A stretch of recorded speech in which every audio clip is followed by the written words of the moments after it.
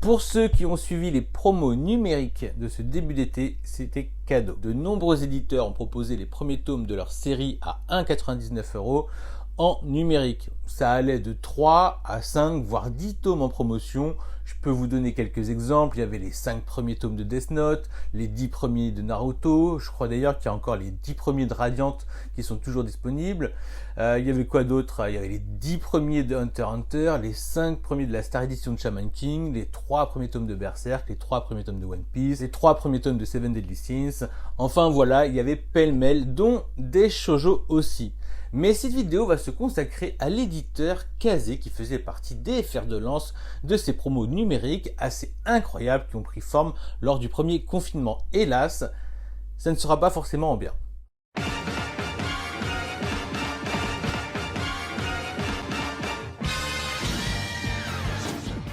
Kazé, qu'est-ce que vous nous aviez gâté lors de ce premier confinement en nous proposant des tomes gratuits et d'autres à prix donné. De souvenirs, j'ai découvert et commencé Suicide Island pour ne citer que lui. Mais je crois que vous proposiez bon nombre de très bonnes séries de votre catalogue comme EQ, Kuroko no Basket, The Promised Neverland, Black Clover, Toriko, Rainbow, Beastarius, Fire Punch, World Trigger, Platinum End, Rinne, Black Lagoon, Beelzebub, Toon Star Exorcist, Cat Dance, We Never Learn, Nisekoi et Yokai Watch. Et je vous épargne une nouvelle fois les shoujo. D'ailleurs, il y en a certains que j'avais déjà en ma possession et d'autres qui ont été des découvertes. Après voilà le catalogue de Kazé et là on se rend bien compte qu'il est assez fourni. Je ne peux pas ne pas citer les Terraformars et les Blue Exorcist. Franchement, encore bravo pour cette initiative et en tant que consommateur de manga en format numérique, j'ai surkiffé. Et par la suite, je me suis fait plaisir avec d'autres de leurs séries, je pense à Moonlight Act, Jagan, Hell's Paradise, Chainsaw Man, Initial D et dernièrement Le Chant des Souliers Rouges. Voilà. Maintenant, venons-en au sujet fâcheux, qui depuis quelques mois pollue ce médium du numérique. Alors, dans les premiers temps du confinement, nous avions même le droit à des sorties en avance des sorties papier. Et je vous le dis sincèrement, pour promouvoir le format numérique, le move était excellent. Seulement, ça n'a pas duré. Pire, l'offre d'exclusivité a régressé.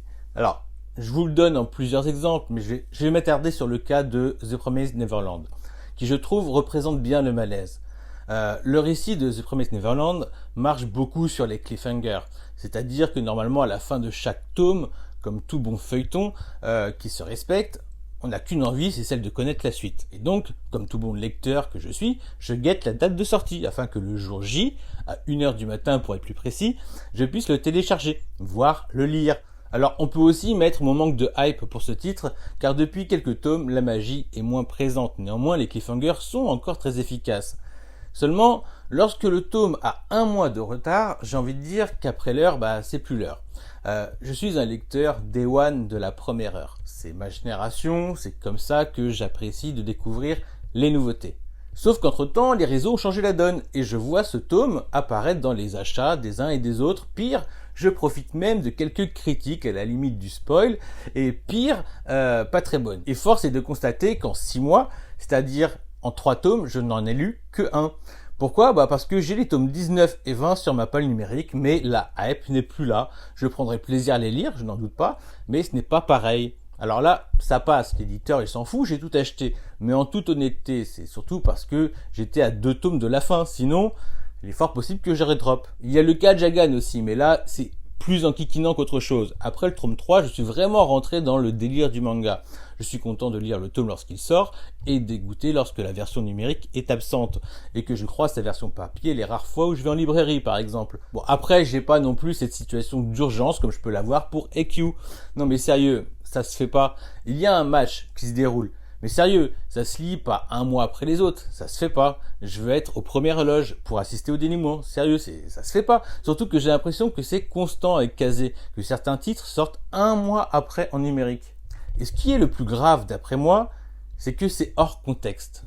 Aujourd'hui, grâce à la transparence de beaucoup de nos femmes, le big boss de Akata, nous connaissons les difficultés que traversent les maisons d'édition pour faire imprimer leurs mangas. Et je ne vous parle même pas des réimpressions. Apparemment, pour ceux qui n'ont pas suivi, un gros prestataire a abandonné la confection de papier pour répondre à la demande d'Amazon et faire des cartons.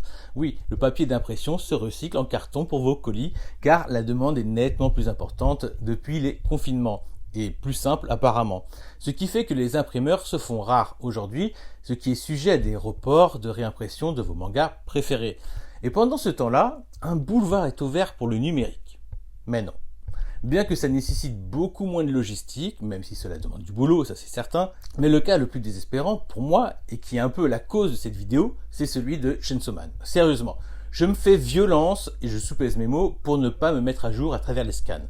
Je n'ai que quelques clics à faire et l'histoire est réglée. Mais j'ai envie de jouer le jeu, j'ai envie de vivre le feuilleton comme un rendez-vous. J'aime rémunérer les personnes qui me divertissent aussi bien, mais moi aussi je peux me gaver d'un coup d'un seul et passer à autre chose et faire le mec qui sait ce qui se passe et dire aux autres qu'ils ne sont pas prêts.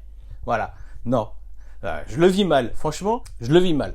Je le vis mal de ne pas avoir encore lu le tome 9 de Chainsaw Man, étant un fervent pro Chainsaw Man depuis le premier tome. Ce mangaka fait mouche à chaque fois avec moi, et je vois tous les autres se procurer ce tome 9, tandis que moi je cherche la version numérique, mais non. Voilà. Le coup de gueule est passé, mais je veux finir sur une bonne note, tout en continuant de m'attarder sur Fujimoto. Dernièrement, il a défrayé la chronique sur Twitter avec le one-shot qu'il vient de sortir. Tout le monde, et encore plus les mangaka professionnels, sont unanimes pour dire que ce jeune homme de 27 ans est un tueur. Et ce, depuis Fire Punch. Tout le monde dans le game l'a repéré pour son originalité et son efficacité. Et là, il prend tout le monde à contre-pied avec un drame sur fond d'une jeune fille, son désir d'être mangaka.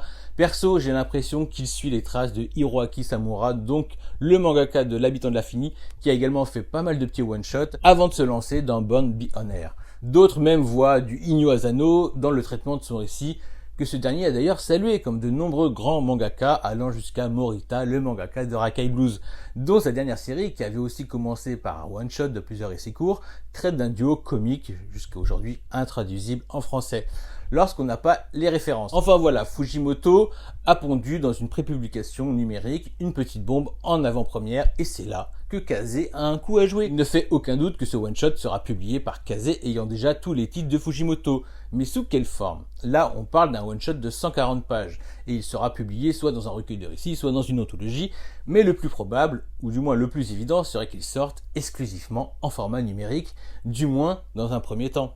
Un peu comme au Japon en fait. Ce n'est pas anodin comme proposition. Akata a déjà fait ça avec un titre de Hoshimi, par exemple. Enfin voilà, si la lumière pouvait venir de Fujimoto, grâce à Fujimoto, je dis oui.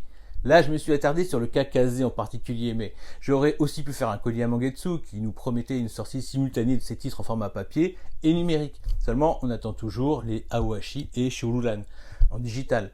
Actuellement, je n'ai croisé que le mandala de feu, et je vous avoue être très étonné car Brajolon, qui tire les ficelles, jouit d'une grande expérience dans le domaine des offres numériques. Je le sais, puisque c'est grâce à eux que j'ai fait la transition du papier au numérique avec leur roman fantasy. Alors, pour être honnête, j'avais prévu d'acheter les 2 premiers tomes en physique afin de soutenir Mangetsu à mon niveau. Mais à l'image de Matchel, j'ai été obligé d'acheter le tome 3 de Aoshi. Entre parenthèses, je le confirme, est une pépite, même si c'est un tome sans une seule page de foot. Seulement, c'est typiquement le genre de série que j'adore avoir en numérique. C'est un shonen, c'est du sport, le récit est profond et long, ce qui prend de la place dans une mangathèque. Et c'est d'autant plus regrettable concernant Aohashi, car je sais que dans mon Discord, il y en a bien 1 ou 2 qui étaient hypés pour se les procurer en numérique, mais une fois la hype passée, ils attendront plus et passeront à autre chose. Enfin bref, le business est toujours plus compliqué que ça y paraît. On a tous été témoins du cas des maillots de l'équipe de France lorsqu'on a gagné la Coupe du Monde. C'est simple, aucun de nous, commun du mortel, ne pouvait se procurer le maillot aux 2 étoiles. C'est quand même un truc de dingue. Une telle perte sèche, une telle perte financière aurait dû valoir une démission du président de la FFF en vrai. Mais il y a aussi certainement des explications qu'on ne connaît pas. Mais je m'égare. Vous m'avez compris, en ces temps troublés avec les imprimeurs qui n'arrivent pas à répondre à la demande des éditeurs, avec un nouveau mode de consommation mais aussi de création et de distribution, il faut véritablement donner des lettres de noblesse au numérique. Et aujourd'hui, je pense que la maison d'édition exemplaire dans ce domaine est Takata. Ils sont déjà dans le turfu en vrai. Nous verrons bien ce que nous réserve l'avenir. J'avoue que si Kyo met à disposition son catalogue au complet et pas 2-3 trucs tout pétés, je pourrais passer le cap de Manga.io. qui se veut être à l'avenir le Netflix de la lecture manga en numérique. J'attends de voir l'apparition de Meian, à savoir quels choix vont-ils faire pour proposer leur catalogue en digital, connaissant leur parti pris concernant la distribution de leurs produits. Mais pitié, Kazé, vous qui nous avez montré un grand intérêt en nous proposant des offres incroyables durant le confinement, reprenez la main sur les dates des sorties qui au minima devraient être en simultané du format papier et dans le meilleur des mondes avec 1 voire 2 semaines d'avance. J'espère que cette vidéo vous aura intéressé quant au devenir du numérique sur le marché du manga. Dites-vous que même si ça reste un complément, c'est l'avenir. Hier, George Morikawa disait « Moi vivant, jamais Hajime no Ippo sera dispo en numérique ». Aujourd'hui, il est dispo au Japon et croyez-moi, ce n'est pas anodin. Prenez soin de vous, je vous dis à bientôt. Ciao!